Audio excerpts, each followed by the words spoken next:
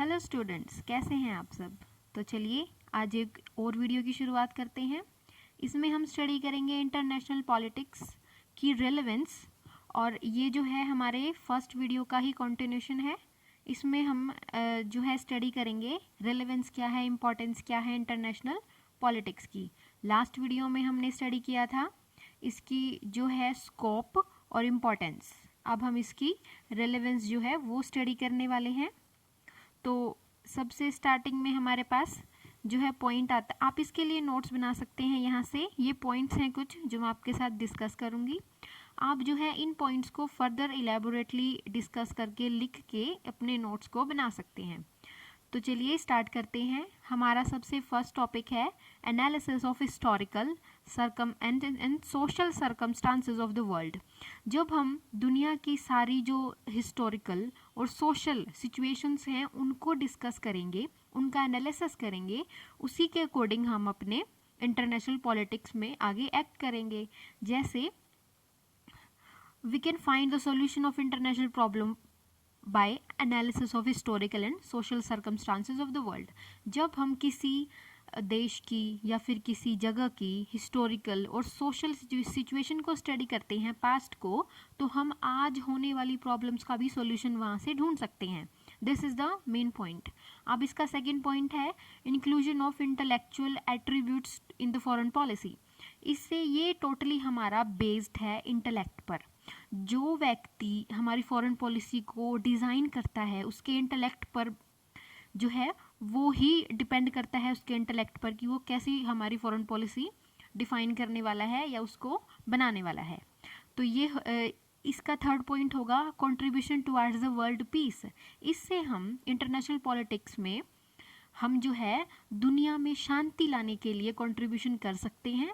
For example, जब किन्हीं दो देशों के बीच में लड़ाई होगी, जैसे रशिया और यूक्रेन के बीच में, तो हम जो है उनके बीच में नेगोशिएशन के ज़रिए, इंटरनेशनल पॉलिटिक्स के ज़रिए हम उनके बीच में कुछ ना कुछ जो है नेगोशिएशन के लिए रख सकते हैं, जिसके अनुसार वहाँ पे शांति की संधि होगी, जिसको जो कि कंट्रीब्यूट करेगा हमारा वर्ल्ड पीस के लिए।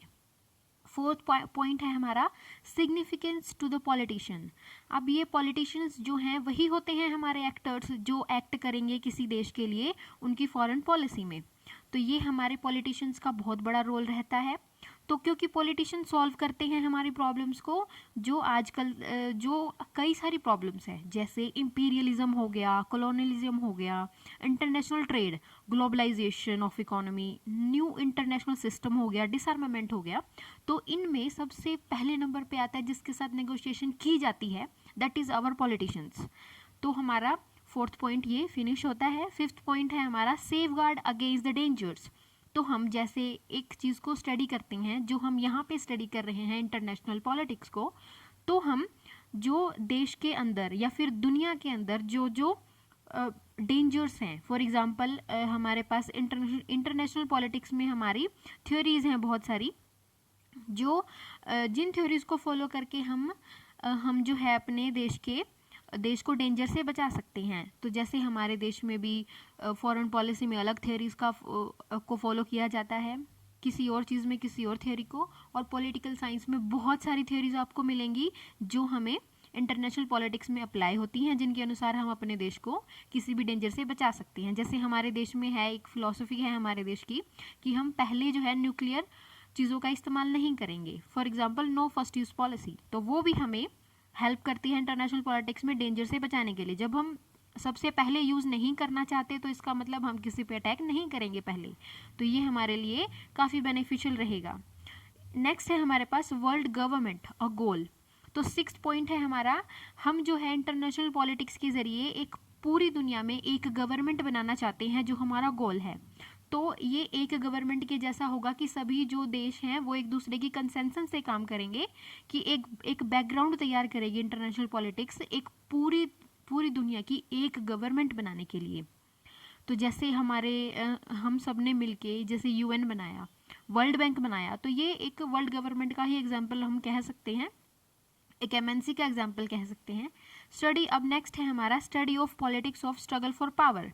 तो इंटरनेशनल पॉलिटिक्स तो हमारा स्ट्रगल फॉर पावर है, जो हमने पिछली वीडियो में स्टडी किया था, जो हमारे एक थिंकर है मॉर्गेनथाउ, उन्होंने ऐसा कहा था कि ये स्ट्रगल फॉर पावर है जो, और use of power among Nations. With the help of international politics a scholar can study the world problems and their solution.